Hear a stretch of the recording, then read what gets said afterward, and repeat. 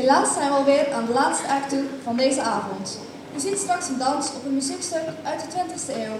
Het klassieke deel is gecomponeerd door Carl Orff en het moderne deel is samengesteld door DJ Chaslo. Deze meiden hadden het zo gezellig dat ze van 5 naar 10 mensen zijn gegaan. De volgende dansgroep zal u letterlijk van uw stoel blazen. Geef een groot applaus voor Carmina Burana.